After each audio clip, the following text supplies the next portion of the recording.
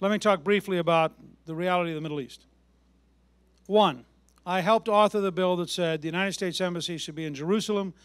If I become president, on the first day, we'll have a session between the inaugural address and the legislative luncheon, and in that session we'll sign a series of special orders. One of the first special orders will be to instruct the State Department to move the United States Embassy to Jerusalem. I am tired of being told we should snub the only stable democracy in the Middle East because it will offend our terrorist friends.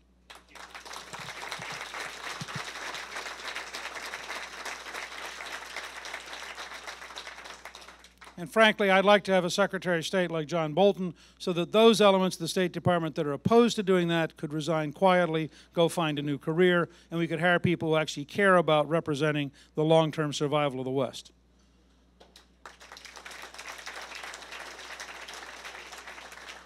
The Congress in the next week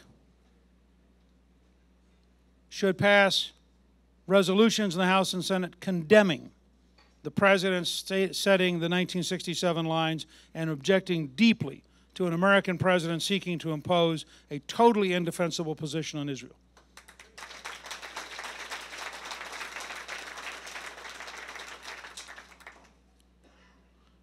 We should investigate thoroughly the corruption of the United Nations camps. We should fundamentally insist on dismantling the current process. The current process pays people money to do nothing except sit around and become bitter.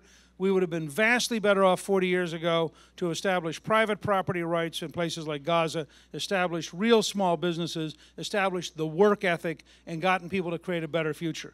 It's hard to blame people who are trapped into the equivalent of prisons if they become bitter, but it is the United Nations camps which have been the prisons. And the fact is, as long as the Palestinian organizations are determined to destroy Israel, there should be no Palestinian state, there should be no effort to change the border, and there should be no serious consideration of putting terrorist organizations in a position of diplomatic legitimacy.